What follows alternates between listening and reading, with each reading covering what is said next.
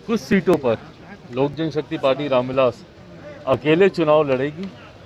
कुछ सीटों पर नाम तय हो गए हैं और कुछ जगह पर चर्चा चल रही है। मुझे लगता है कि एक बार नोटिफिकेशन आता है तो उसी के साथ हम लोग भी अपने तमाम प्रत्याशियों के नाम की हम लोग घोषणा कर देंगे। और जहां तक रही बात एनडीए गठबंधन में सीटों के बंटवारे को लेकर, तो उसमें जो दो महत्वपूर्ण घटक हैं उनको जिस तरीके से उनकी अनदेखी की गई है, ये अपने में प्रश्न उठाता है कि क्या सही में एनडीए में सब ठीक चल रहा है कि नहीं। साथ ही में जिन घटक दलों को सीटें मिली भी हैं, हमेशा से 50-50 का फॉर्मूला मौजूदा मुख्यमंत्री नीतीश कुमार जी गठबंधन में चाहते थे, पर उस 50-50 के फॉर्मूले के बावजूद अगर मुख्यमंत्री नीतीश कुमार जी को झुकना पड़ा है और जहां पर उनको 50% सीटें उनको नहीं दी गई हैं, एक तरफ 11 और एक तरफ 13, तो ये अपने में दिखाता है कि इस वर्चस्व की लड़ाई में मौजूदा मुख्यमंत्री नीतीश कुमार जी और उनकी पार्टी अब छूटती जा रही है। और भारतीय जनता पार्टी कहीं ना कहीं अपना वर्चस्व, और जो कि ज़रूरी भी है, हकीकत भी है भैया, एक तीसरे नंबर की पार्टी बार बार अपनी अहमियत को दिखाए और बोले कि हमें 50% सीटें चाहिए, ये उचित भी नहीं है।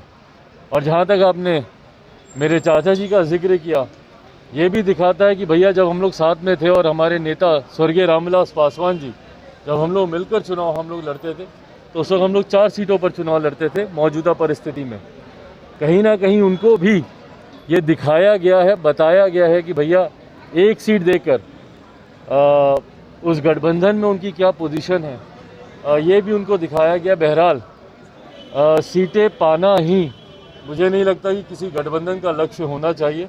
अब उनमें से वो कितनी सीटें कौन जीत पाता है, जनता दल यूनाइटेड या बाकी के घटक दलों को जो सीटें भाजपा के द्वारा दी गई हैं, उसमें से कौन कितनी सीटें जीत पाता है, ये भी आने वाला समय बताएगा। बट जहाँ तक रही बात लोक जनशक्ति पार्टी रामविलास की, हम लोग की मजबूत तैयारी चल रही है अकेले पुनः बिहार के लिए और अपने सिद्धांतों के लिए, अपने विचारों के लिए, और हमारे नेता स्वर्गीय रामविलास पासवान जी के विचारों को आगे बढ़ाने के लिए पुनः हम लोगों ने निर्णय लिया है कि हम लोग अकेले रणभूमि में उतरेंगे।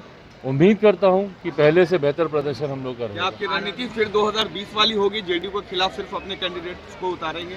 देखिए, हम लोगों ने बिना इस सोच के कि जनता दल यूनाइटेड किन सीटों पे लड़ रही है नहीं लड़ रही है, जहां पर लोक जनशक्ति पार्टी रामविलास का कैडर मजबूत है, जिन्होंने तैयारी की है, या जहां पर हम लोग के पास मजबूत साथी हैं और वो चुनाव लड़ना चाहते हैं, उन तमाम सीटों पर बिना इस बात का मद्देनज़र रखते हुए कि कहां से कौन सा दल चुनाव लड़ रहा है नहीं लड़ रहा है, उन तमाम सीटों पर जहां पर हम लोग की तैयारी मजबूत है, वहां पर हम लोग प्रत्याशी उतारेंगे। रेलवे का एक मामला है, चिराग जी, आरआरबी एनटीपीसी को लेकर आपने रेल मंत्री को पत्र लिखा था, जो आपके उस स्थान से रेलवे लाइन जा रही थी। रेल मंत्री, क्योंकि बिहार के करोड़ों लाखों युवा इससे प्रभावित हो रहे हैं। भाई, जब कोई रोजगार मांगने जाता है, आप उन पर लाठी चलाते हैं, इससे ज़्यादा दुखद और कुछ नहीं हो सकता। एक तो आप रोजगार नहीं दे पा रहे हैं, रोजगार देने में आप सक्षम नहीं हैं, और उसके बाद जब अपनी उचित मांगों को लेकर बिहार के छात्र सड़क पर उतरते हैं, तो मौजूदा सरकार, और ख़ास तौर पर क्योंकि लॉ एंड ऑर्डर राज्य सरकार का विषय आता है, तो इसीलिए मैं राज्य सरकार की बात करूंगा कि जिस तरीके से उनके ऊपर बर्बरता से उन पर लाठियां चलाई जाती हैं। भैया, वो वीडियोस मैंने अपने ट्विटर हैंडल से भी और अपने सोशल मीडिया प्लेटफॉर्म पे मैंने पोस्ट किए हैं, जहां पे छात्रों को बुरी तरीके से बिहार की पुलिस उनकी पिटाई कर रही है, उनको मार रही है। इसकी जितनी निंदा की जाए उतना कम है। भैया, अगर आप रोज़गार नहीं दे पाते तो कम से कम लाठियां तो मत चलाइए छात्रों के ऊपर। और जहां तक रही बात आरआरबी और एनटीपीसी में भर्ती को लेकर, भैया एक मापदंड तय होता है, और अगर आप उस मापदंड को अगर आप फॉलो नहीं करते हैं तो यकीनन छात्र सड़क पर उतरेंगे। लोक जनशक्ति पार्टी रामविलास पूरी तरीके से समर्थन करती है। मैं डे 1 से सोशल मीडिया के माध्यम से मैंने अपनी बातों को, अपने विचारों को छात्रों के समर्थन में मैंने रखा है। जहां एक तरफ मैंने उनके ऊपर हुई लाठियों का हम लोगों ने विरोध किया, उसकी हम लोगों ने निंदा की, साथ ही हम लोगों ने मांग की है केंद्र सरकार से भी कि भैया इस भर्ती में जहां पर भी मापदंडों का उल्लंघन हो रहा है और छात्रों की जो उचित मांगे हैं, जहां पर उन्होंने कहा है कि भैया 20 गुना ज़्यादा फर्स्ट फेज़ में आपको इनकी सिलेक्शंस करना चाहिए था, इनको शॉर्ट लिस्ट करना चाहिए था। वहीं पर एक पद के लिए आपने 3 पदों के लिए एक ही व्यक्ति के नाम को आप लोगों ने चिन्हित कर उसका जो मापदंड है उसको आपने पूरा नहीं किया, और 20 गुना की जगह से मात्र 11 गुना आपने लोगों को शॉर्टलिस्ट किया, जिसमें एक बड़ी संख्या अभी भी ऐसी है जिनका सिलेक्शन हो सकता था जो आपने नहीं किया। तो तमाम इन मापदंड के ऊपर आपको चर्चा करने की आपको ज़रूरत है। मुझे खुशी है, मैं धन्यवाद देता हूं केंद्र सरकार का कि कहीं ना कहीं उन्होंने इस बात की गंभीरता को समझने का कम से कम उन्होंने प्रयास किया, और जिस कमेटी की उन्होंने बात की है कि बनाकर छात्रों से वो बातचीत करेंगे और उनकी जो समस्या है उसको सुनेंगे। बट बहरहाल इस बात को मैं पुनः दोहराऊं कि लोक जनशक्ति पार्टी रामविलास पूरी तरीके से छात्रों के साथ और उनकी तमाम उचित मांगों के साथ खड़ी है। केंद्र सरकार अगर उनकी मांगों का समर्थन करती है या उनकी मांगों को सुनती है और समाधान निकालती है, बहुत अच्छी बात। नहीं तो अगर इस लड़ाई को हम लोग को आगे तक लड़ने की ज़रूरत होगी, लोक जनशक्ति पार्टी रामविलास मजबूती से छात्रों के साथ खड़ी है। आखिरी सवाल, बिहार में शिक्षक जो है वो शराब पकड़ेंगे। पहले से शिक्षक जो है सिलेबस कंप्लीट नहीं कर पाते हैं, इलेक्शन का ड्यूटी उन पे दे दिया जाता है और अब शराब पकड़ने की जिम्मेदारी दी जा रही है। मुख्यमंत्री जी से पूछे कि बिहार में शराब के अलावा कोई और काम बचा है कि नहीं बचा है, या शराबबंदी का एक हवा उनके सर पे अब सवार हो गया कि उनको इसके अलावा कुछ दिखता नहीं है। शिक्षक भी यही करें, पुलिस भी यही करें, अपराधियों को छोड़कर सारी दुनिया, सारी जनता बिहार की सिर्फ शराबबंदी पर लग जाए तो आप क्या करेंगे भाई? आप सिर्फ अपने हवा महल में बैठकर एसी और हीटर का मजा लेते रहेंगे क्या? उसके अलावा आपके पास है कहाँ मुख्यमंत्री नीतीश कुमार?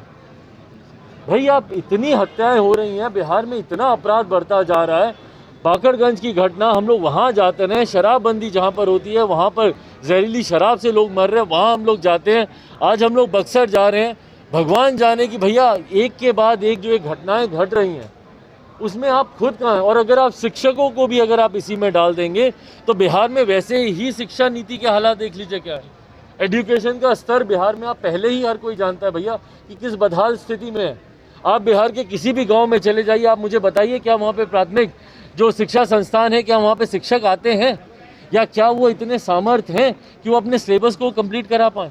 और उसके बाद अगर आप शिक्षकों को भी इसी में ही लगा देंगे तो बताइए ना कि भैया आप क्या कानून, आपकी कानून व्यवस्था, आपका शासन प्रशासन तंत्र क्या करेगा और आप खुद क्या करेंगे भैया? ये जानने वाली बात है। मुख्यमंत्री नीतीश कुमार जी एक बात को स्पष्ट तौर पर इस बात को कबूल कर लें कि उनके बस का नहीं है। अगर एक शराबबंदी जैसा छोटा सा कानून वो धरातल पर नहीं उतार सकते तो बिहार को चलाना अब मुख्यमंत्री नीतीश कुमार जी के बस के बाहर की बात है। इसीलिए हम लोग बार बार आग्रह कर रहे हैं कि अब समय आ गया है कि बिहार में राष्ट्रपति शासन लगे, और मैं केंद्र सरकार से भी आग्रह करूंगा कि बिहार में राष्ट्रपति शासन लागू कराएं, मध्यवर्ती चुनाव में जाएं, और ये तीसरे नंबर की पार्टी जो आज की तारीख में सरकार चलाने में असमर्थ है उसको हटाकर एक बेहतर सरकार बिहार में बनाएगी। हमसे जुड़े रहने के लिए हमारे YouTube चैनल को सब्सक्राइब करें और नई वीडियो की नोटिफिकेशन के लिए बेल आइकॉन को दबाएं।